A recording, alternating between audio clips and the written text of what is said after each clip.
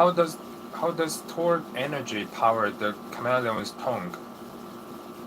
The muscles around the hyoid spike do indeed provide the energy to shoot the tongue out, but as with a catapult or bow, that energy is stored. It's stored in an elastic sheath which lies between the muscle and the well lubricated hyoid spike. It's this elastic sheath, rather than the muscles themselves, which squeezes the orange pip. When finally the spring loaded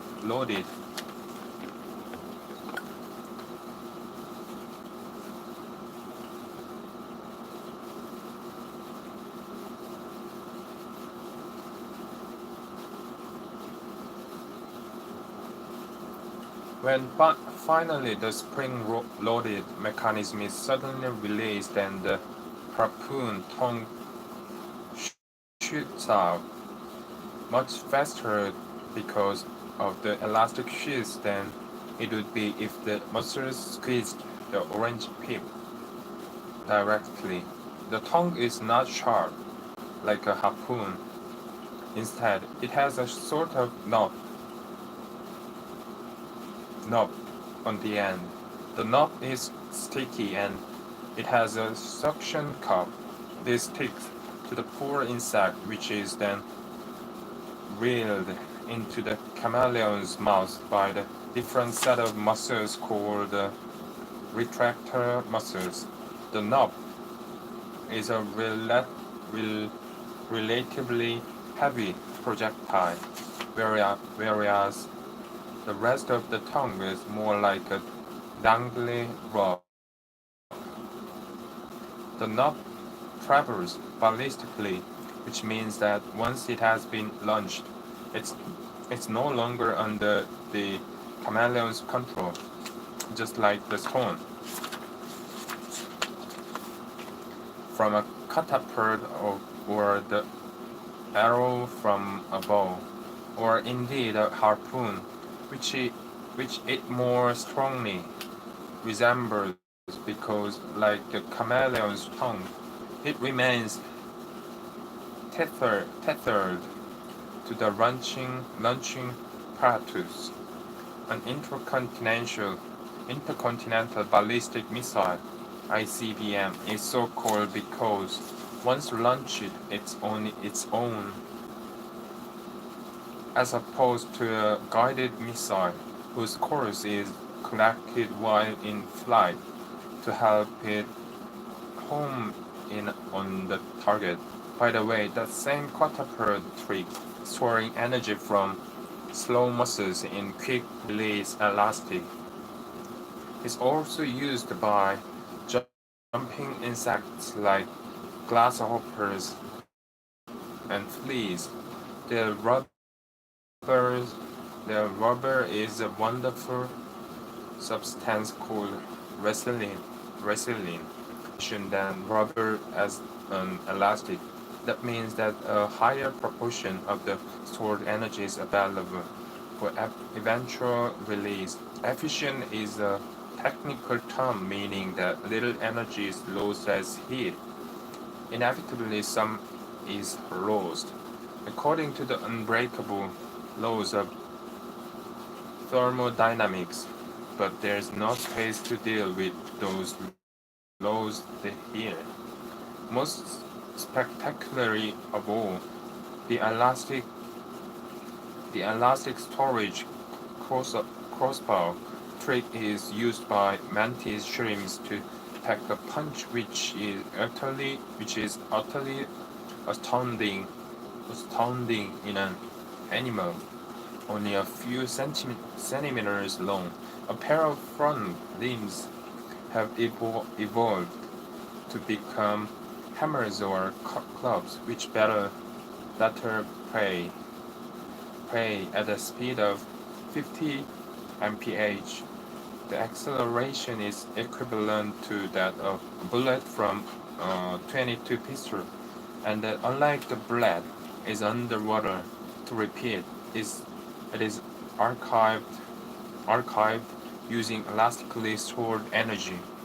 Direct muscle power couldn't possibly archive such speed. There's a bit more to the story of the chameleon's tongue.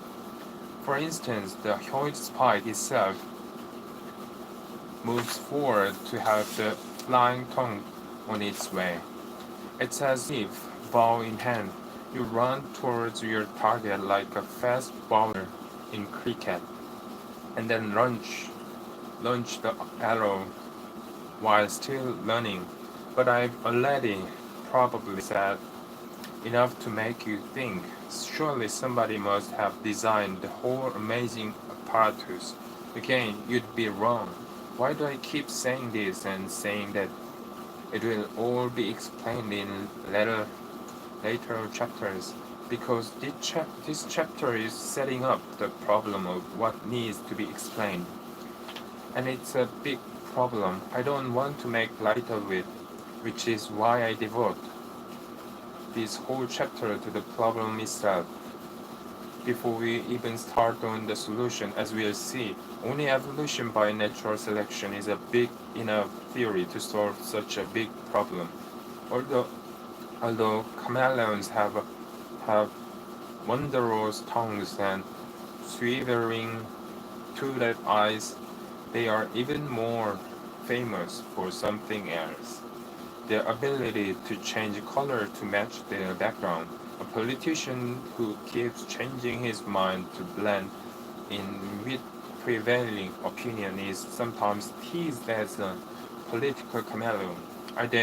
In their color-changing skill, chameleons are equaled by some flatfish like plays, but both are massively outclassed by octopuses and their kin. Chameleons are flatfish, change colors slowly over a time scale of minutes. Octopuses, squids, and cuttlefish, collectively called cephalopods, change color from second to second. Cephalopods are about as close to aliens as anything you'll find on this planet. They have 8 octopuses or 10 squids and cuttlefish arms surrounding their big of mouth. The arms are capable of astonishing feats of finely controlled, continuously bendy movement, which is especially remarkable since they contain no skeleton. They are the only animals that have true jet propulsion, and they use it to swim backwards, especially in sudden escape, and which is why they come into this chapter. They can change color very fast and in highly complex patterns. Tantalizingly, the way they do it is similar to how modern color televisions work.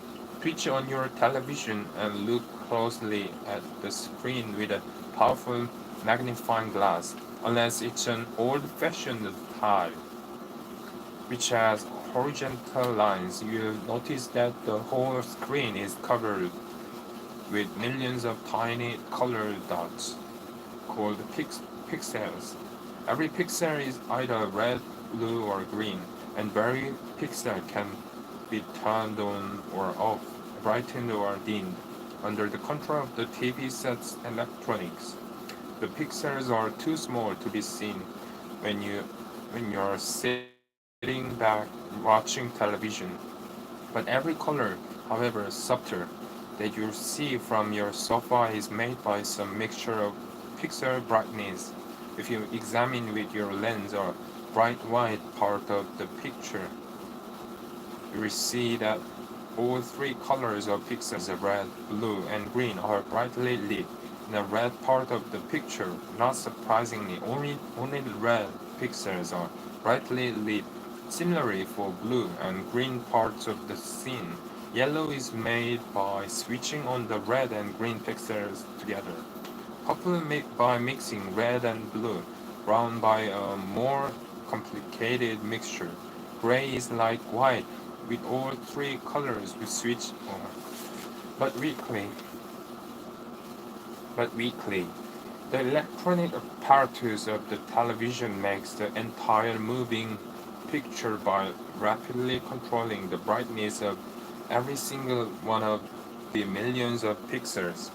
Computer screens work in the same way, and one draws to report.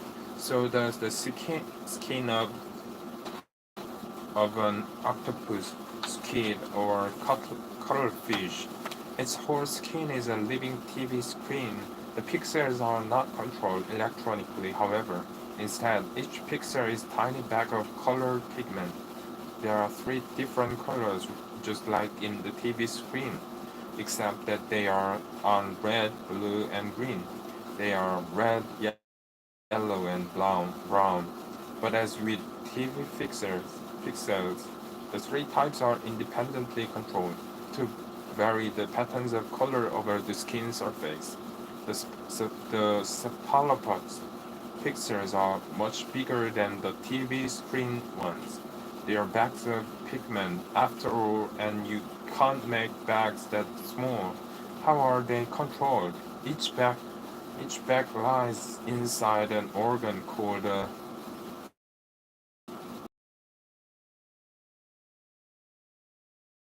chromatophore.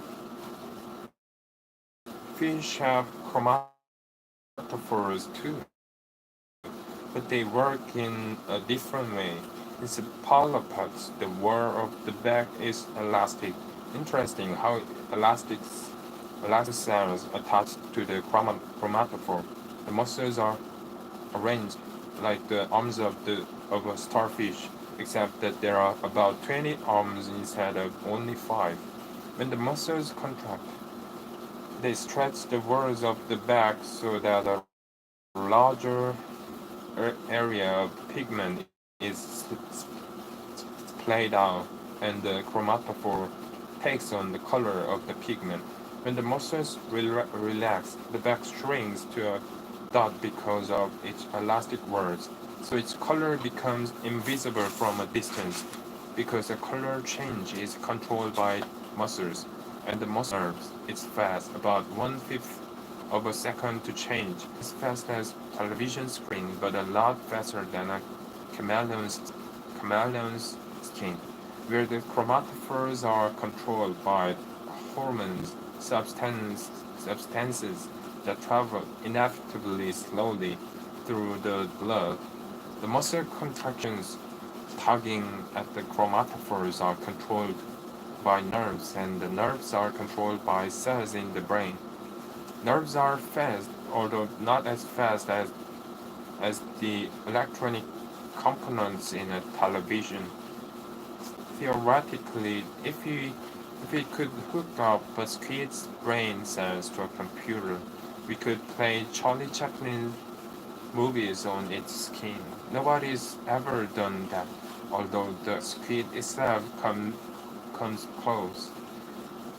With lovely waves of color change, like speeded up clouds wafting across the sky. Dr. Roger Helen of the Woods Hole Marine Biology Laboratory kindly read early drafts of this chapter for me, and when he read my Charlie Chaplin suggestion, he told me this. He and some colleagues took a dead squid and hooked up a nerve in its fin to an iPod. Of course, the fin couldn't hear, but the wire pulsed electricity in time with the music's strong beat, and this stimulated the chromatic muscles. The result was pretty crazy, like a disco light show. Search for Insane in the chromatophores on YouTube. The story of cephalopod color gets better still. First, you need to know that there are two ways things can get colorful. One is by pigment, ink, dye, paint, which absorbs some of the color out of and reflects the rest. The other way is by what is called structural coloration, or Iridescence doesn't work by absorbing sunlight.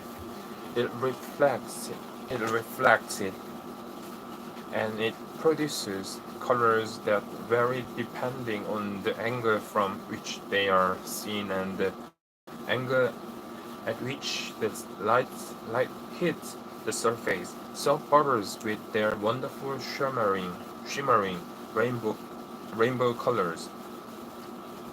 Iris was a Greek rainbow goddess, are iridescent,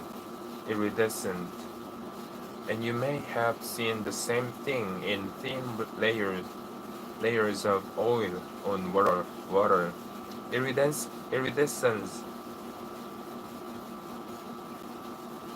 Iridescence is how peacocks make their lovely colors.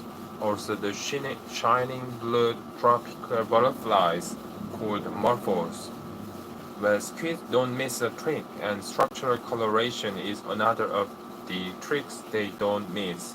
Underneath the chromatophores is another layer of so-called iridophores. Irido, iridophores don't change their shape like chromatophores, but they glisten, glisten colorfully like a morpho's wing, often a shining blue or green, which the chromatophores, being red, yellow, or brown, can't do. And some, though not all, of these iridophores can change their color too, and they do it in a different way from chromatophores. The iridophores lie in a separate layer underneath the chromatophores, so they form a colorfully growing background which may be covered up to a greater or lesser extent by the winking chromatophores above them. In addition to the chromatophores and iridophores, and in yet another layer below the iridophores, there are so-called leucophores. Leucophores. These are white, like snowflakes. They are white because they reflect light of all wavelengths, not neatly and tidily like mirrors, but scattered in all directions. What do cephalopods use their changing skin colors and patterns for? Mostly camouflage. They can manipulate their chromatophores almost instantaneously to mimic their background. This trick is visible in lovely film shot by Roger Hellon while he was driving in the Caribbean Sea off Grand Cayman Island. Plates 4 and 5 show a pair of stills from the film. As Dr. Hanlon swam towards a clump of brown seaweed, to his amazement and delight, part of the seaweed turned a ghostly, threatening white.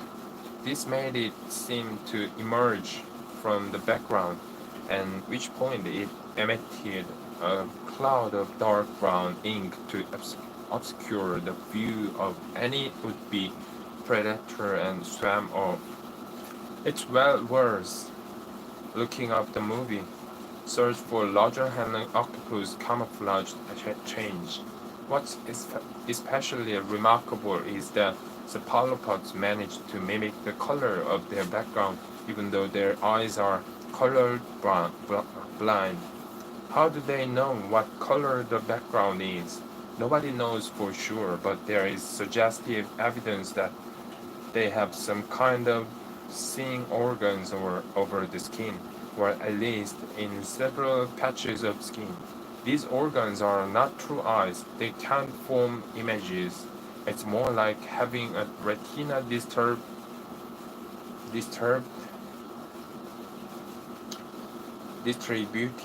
over the skin, and the retina is all they need to form a workable picture of the color of the background.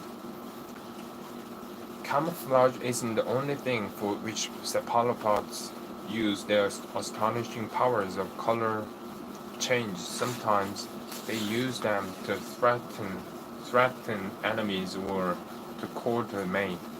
In another piece of film footage, Roger Hannon captured a species of squid that uses white to threaten rival males and striped brown to court females. See Plate 6.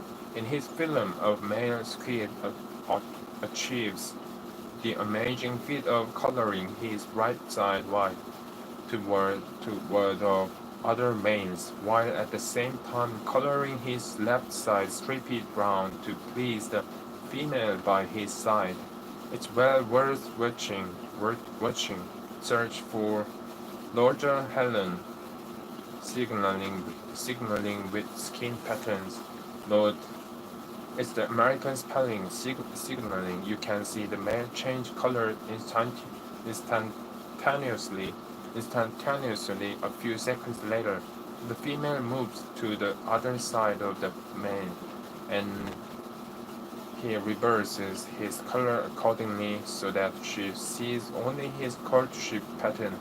Cephalopods can also change the texture of their skin.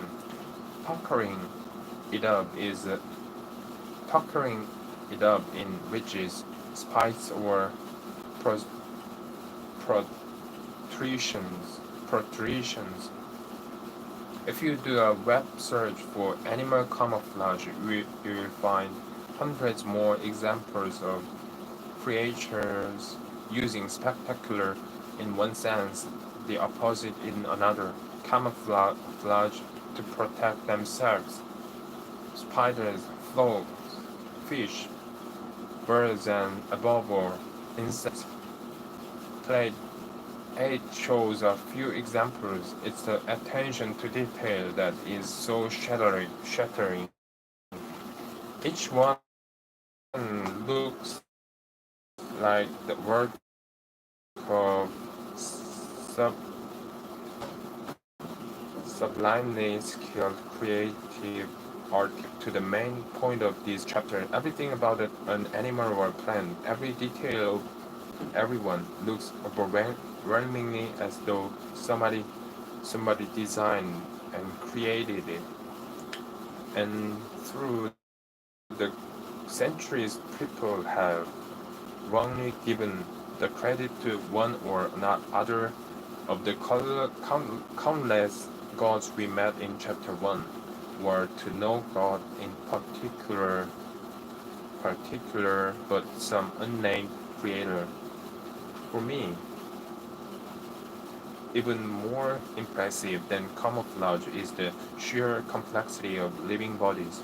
We got a taste of this with the eye. Your brain is even more amazing.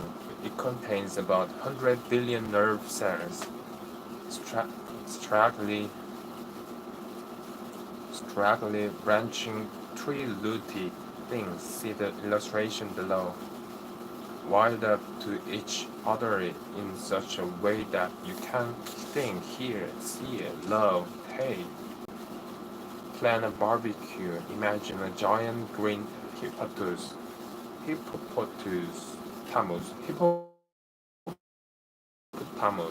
or dream of the future.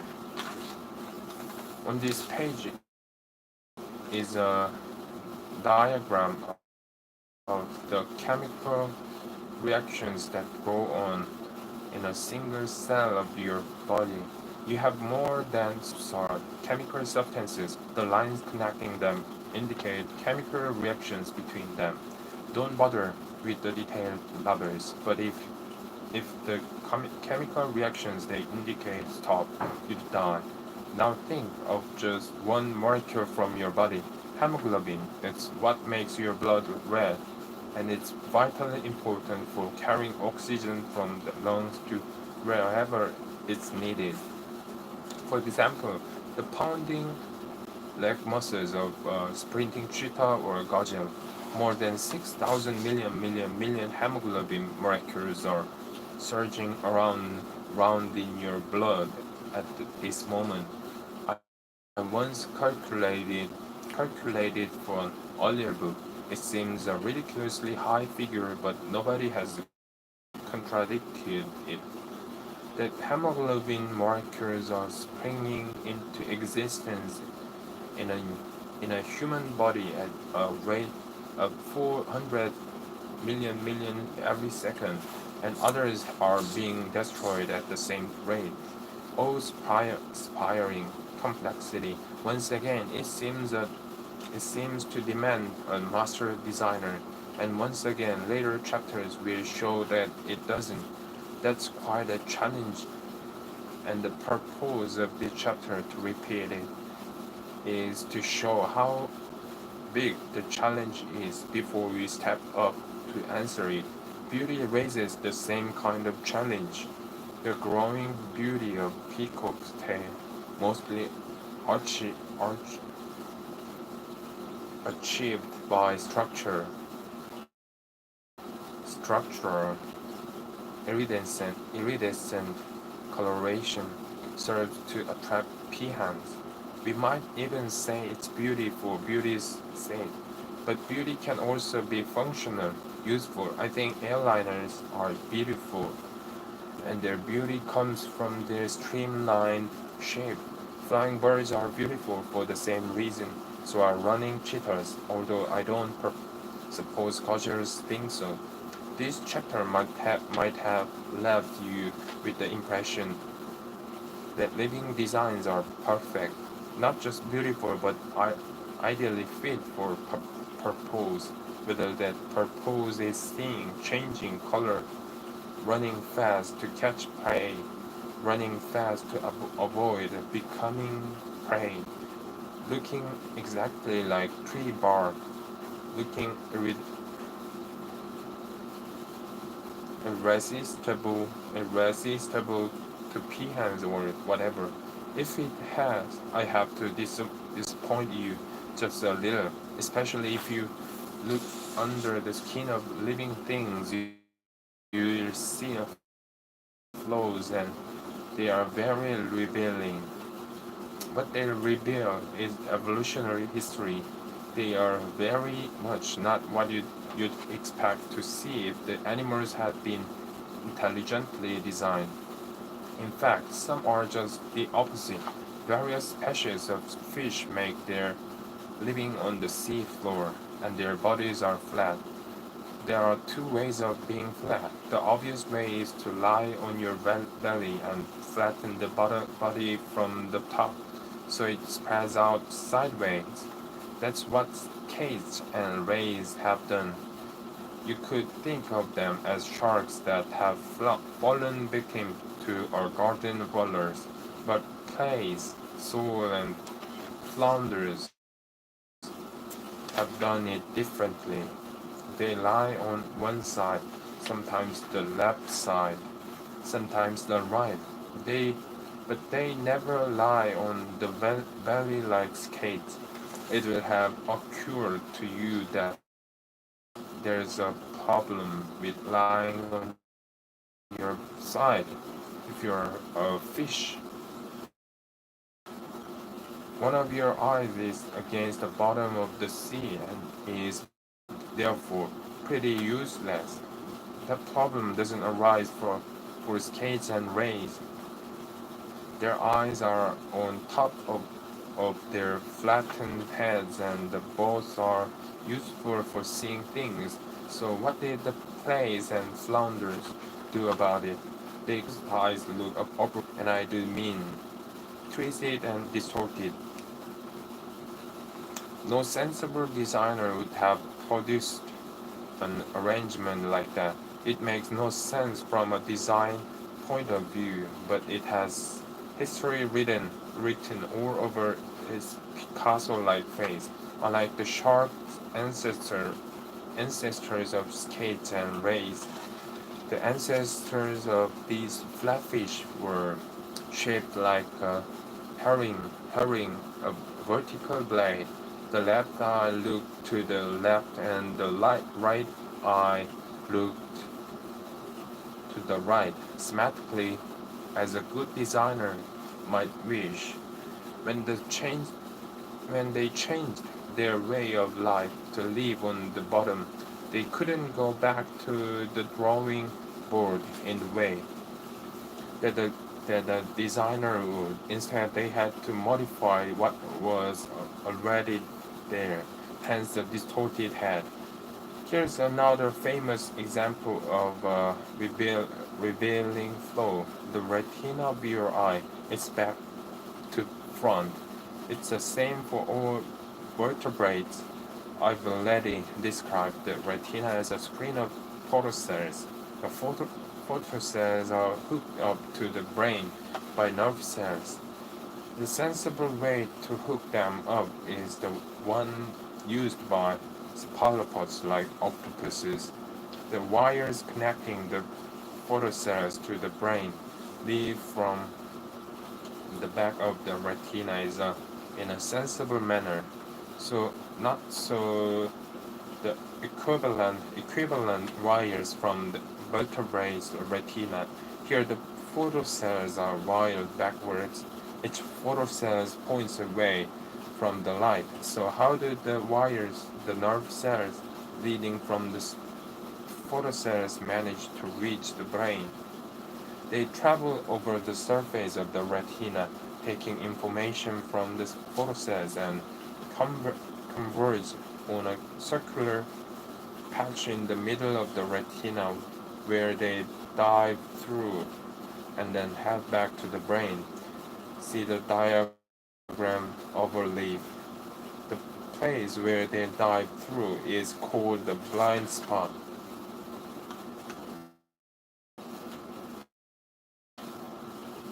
Because, not surprisingly, the famous German scientist Hermann von Humboldt, he was both a medical doctor and a pioneering physicist, once said that if a designer had presented him with the vertebrate eye, he would have sent it back.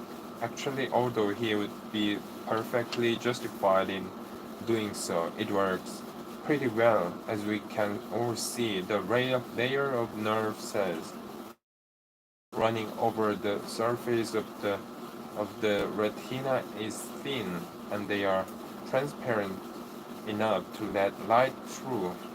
My favorite example of that design is the recurrent laryngeal nerve, the laryngeal nerve. The larynx is the voice box in the throat. It's supplied by two nerves from the brain called the laryngeal nerves. One of these, the superior laryngeal, is sensible wired directly from the brain to the voice box. The other one, the recurrent laryngeal, is crazy. It goes down the neck from the brain, shoots straight past the larynx, the place where it is supposed to end up, way down into the chest. There it loops around one of the main arteries attached to the heart, then reaches straight back up the neck and finally ends up in the larynx, where it should have stopped on the way down. The giraffe, that's quite some detour. I saw this vividly when I assisted for a television program in the dissection of a giraffe which had unfortunately died in a zoo. Once again, this is obviously bad design, but it makes perfect sense if you look at the history. Our ancestors were fish. Fish have no necks. The fish equivalent of the recurrent the gills, the most direct route from the brain to the gill is behind the equivalent artery. It's not a detour at all. Later in history, when the neck started to lengthen, The nerve needed to make a slight detour. The neck got steadily longer as the generations passed, and the detour too got longer and longer. Even when the detour became absurdly long in the ancestors of the giraffe, because of the way evolutionary change works, as you will see in the next chapter, it carried on just getting longer rather than changing the route altogether to jump over the artery. A designer would have taken one look at the nerve as it passes within inches of the larynx on its way down the long neck and said, "Wait a minute, that's ridiculous." Again, Humboldt. A Humboldt would have sent it back. It's the same with the two tests to the pennies. Instead of going by the most direct route, it travels up into the abdomen and loops over the tube carrying urine from the kidney to the bladder. Again, the detour makes sense only if you look at the evolutionary history. I like the phrase history written all over us. When it gets cold, we get goosebumps. That's because our ancestors were hairy. When they got cold, each hair loose to thicken the layer of air trapped by the hairs that would keep us warm. Like putting on another sweater, we are no longer hairy all over our bodies, but the little hair erecting muscles are still there, and they still uselessly respond to cold by raising non-existent hairs. Our hairy history is written all over our bare skin, written in goosebumps. To round off this chapter, I want to return to the cheetah and the gazelle. If God made the cheetah, He evidently put a lot of effort into designing a super killer, fast, fierce, keen-eyed, with sharp claws and teeth, and with a brain dedicated to ruthless killing gazelles. But the same God put an equal amount of effort into making the gazelle at the same time as He designed the cheetah to kill gazelles. He was busy designing the gazelle to be expert at escaping from cheetahs. He made both fast, so each could thwart the speed of the other. You can't help wondering whose side is God on. He seems to be peeling on the agony for both. Does he enjoy the spectator sport? Wouldn't it be horrible to think that God enjoys watching a terrified gazelle running for its life, then being knocked over and throttled by a cheetah gripping its throat so tightly that it can't breathe, or that he likes watching a cheetah that fails to starve slowly to death, along with its pathetically whimpering cubs.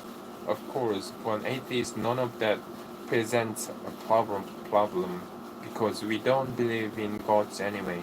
We are still at liberty to feel pity for the terrified gazelle or the starving cheetah and her cubs, but we don't find their situations difficult to explain. Darwinian evolution by natural selection explains it, and everything else about life perfectly well, as we shall see in the next three chapters.